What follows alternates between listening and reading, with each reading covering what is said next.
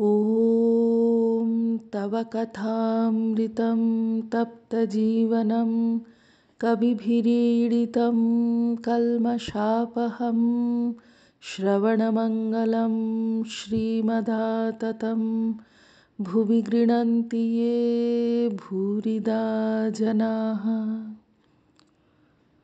ঠাকুর শ্রী রামকৃষ্ণ দক্ষিণেশ্বর মন্দিরে ভক্ত সঙ্গে 1884 24শে মে। হরি প্রভৃতি। আচ্ছা, অনেকের তাকে লাভ করতে অত দেরি হয় কেন? শ্রী রামকৃষ্ণ: কি জানো, ভোগ আর কর্ম শেষ না হলে ব্যাকুলতা আসে না। বৈদ্য বলে দিন কাটুক, তারপর সামান্য ঔষধে উপকার হবে। নারদ রামকে বললেন, রাম, তুমি অযোধ্যায় বসে রইলে রাবণবধ কেমন করে হবে? তুমি যে সেই জন্য অবতীর্ণ হয়েছ।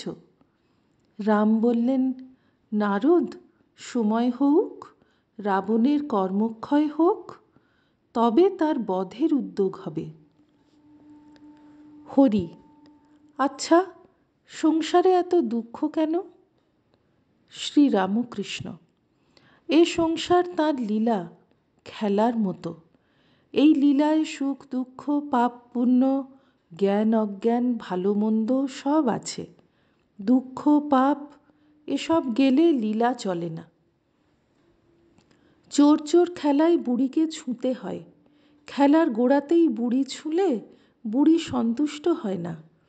ঈশ্বরের ইচ্ছা যে খেলাটা খানিকক্ষণ চলে, তারপর ঘুড়ি লক্ষ্যের দুটা একটা কাটে, হেসে দাও মা হাত চাপড়ি।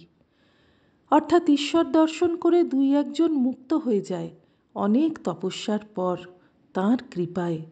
তখন মা আনন্দে হাততালি দেন, ভো কাটা, এই বলে। হরি: খেলায় যে আমাদের প্রাণ যায়। শ্রী রামকৃষ্ণ সহাস্যে: তুমি কে বলো দেখি? ঈশ্বরই সব হয়ে রয়েছেন। মায়া, জীব, জগৎ, চতুর্বিংশতি তত্ত্ব। সাপ হয়ে খাই, আবার রোজা হয়ে ঝাড়ি। তিনি বিদ্যা অবিদ্যা দুইই হয়ে রয়েছেন। অবিদ্যা মায়ায় অজ্ঞান হয়ে রয়েছেন, বিদ্যা মায়ায় ও গুরুরূপে রোজা হয়ে ঝাড়ছেন। অজ্ঞান, জ্ঞান, বিজ্ঞান। জ্ঞানী দেখেন তিনিই আছেন, তিনিই কর্তা, সৃষ্টি স্থিতি সংহার করছেন। বিজ্ঞানী দেখেন তিনিই সব হয়ে রয়েছেন। মহাভাব প্রেম হলে দেখে তিনি ছাড়া আর কিছুই নাই। ভাবের কাছে ভক্তি ফিকে, ভাব পাকলে মহাভাব প্রেম। বন্দ্যোপাধ্যায়ের প্রতি। ধ্যানের সময় ঘণ্টা শব্দ এখনো কি শোনো? বন্দ্যোপাধ্যায়: রোজ ওই শব্দ শোনা, আবার রূপ দর্শন। একবার মন ধরলে কি আর বিরাম হয়? শ্রী রামকৃষ্ণ সহাস্যে: হাঁ, কাঠে একবার আগুন ধরলে আর নেবে না। ভক্তদের প্রতি। ইনি বিশ্বাসের কথা অনেক জানেন। বন্দ্যোপাধ্যায়: আমার বিশ্বাসটা বড় বেশি। শ্রী রামকৃষ্ণ: কিছু বলো না। বন্দ্যোপাধ্যায়: একজনকে গুরু গাড়ল মন্ত্র দিয়েছিলেন আর বলেছিলেন, গাড়লই তোর ইষ্ট। গাড়ল মন্ত্র জপ করে সে সিদ্ধ হল। ঘেঁষুড়ে রাম নাম করে গঙ্গা পার হয়ে গিয়েছিল। শ্রী রামকৃষ্ণ: তোমার বাড়ির মেয়েদের বলরামের মেয়েদের সঙ্গে এনো। বন্দ্যোপাধ্যায়: বলরাম কে? শ্রী রামকৃষ্ণ: বলরাম কে জানো না? বোসপাড়ায় বাড়ি। সরলকে দেখিলে শ্রী রামকৃষ্ণ আনন্দে বিভোর হয়েন। বন্দ্যোপাধ্যায় খুব সরল, নিরঞ্জনকেও সরল বলে খুব ভালোবাসেন। শ্রী রামকৃষ্ণ মাস্টারের প্রতি। তোমায় নিরঞ্জনের সঙ্গে দেখা করতে বলছি কেন? সে সরল সত্য কি না এইটি দেখবে বলে। ৩০ পরিচ্ছেদ। ঠাকুর শ্রী রামকৃষ্ণ পঞ্চবটী তলায় পুরাতন বটবৃক্ষের চাতালের উপর বিজয়, কেদার, সুরেন্দ্র, ভবনাথ, রাখাল প্রভৃতি অনেকগুলি ভক্ত সঙ্গে দক্ষিণাস্য হইয়া বসিয়া আছেন। কয়েকটি ভক্ত চাতালের উপর বসিয়া আছেন। অধিকাংশই চাতালের নিচে চতুর্দিকে দাঁড়াইয়া আছেন। বেলা 1টা হইবে।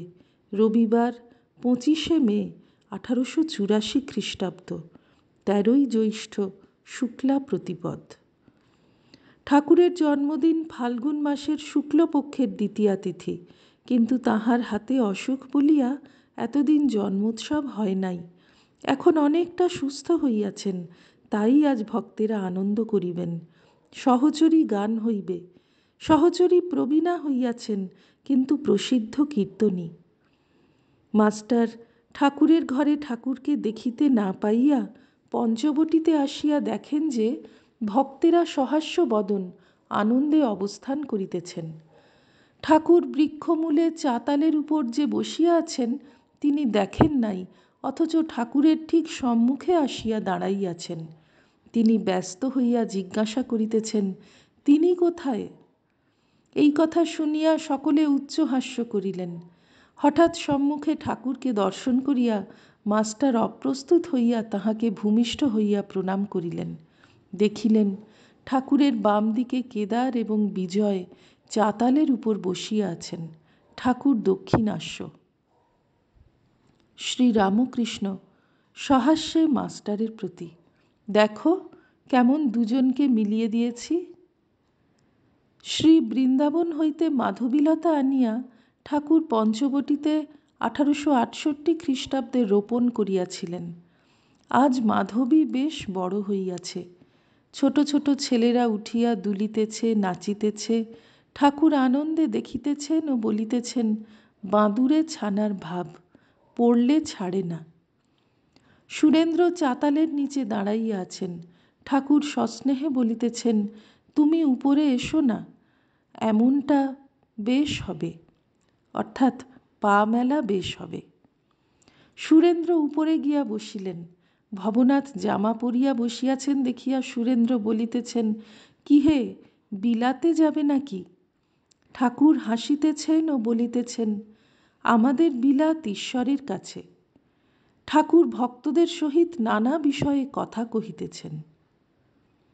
শ্রীরামকৃষ্ণ, আমি মাঝে মাঝে কাপড় ফেলে আনন্দময় হয়ে বেড়াতাম।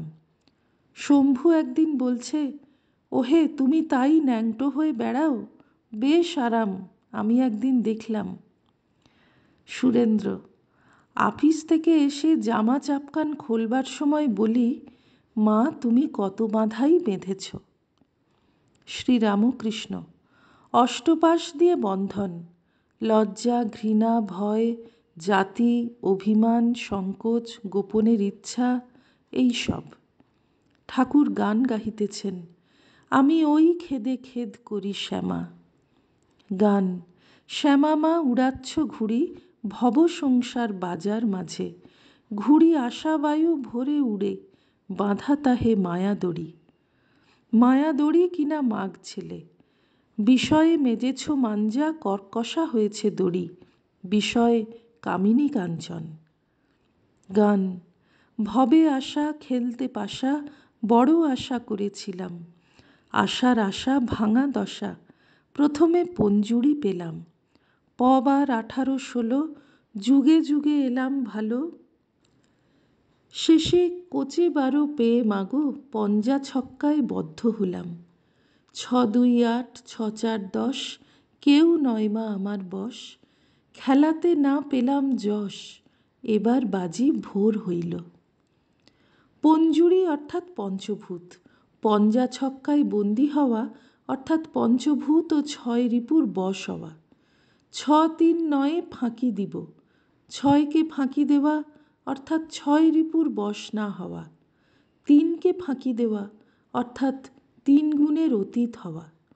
সত্য, রজ, তম, এই 3 গুণেতেই মানুষকে বশ করেছে। 3 ভাই, সত্য থাকলে রজকে ডাকতে পারে, রজ থাকলে তমকে ডাকতে পারে। 3 গুণই চোর, তমগুণে বিনাশ করে, রজগুণে বদ্ধ করে, সত্যগুণে বন্ধন খোলে বটে, কিন্তু ঈশ্বরের কাজ পর্যন্ত যেতে পারে না। বিজয় সহাস্যে, সত্য চোর কি না? শ্রীরামকৃষ্ণ সহাস্যে, ঈশ্বরের কাছে নিয়ে যেতে পারে না, কিন্তু পথ দেখিয়ে দেয়। ভবনাথ, বাহ, কি চমৎকার কথা।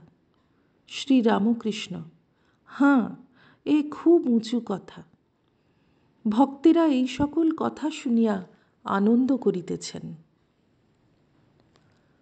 ওম নিরঞ্জনম নিত্যমনন্তরূপং ভক্তানুকম্পাধৃতবিগ্রহং বৈ ঈশাবতারং পরমেশমিড্যং তং রামকৃষ্ণং শিরসা নমামঃ। শ্রীরামকৃষ্ণার্পণমস্তু।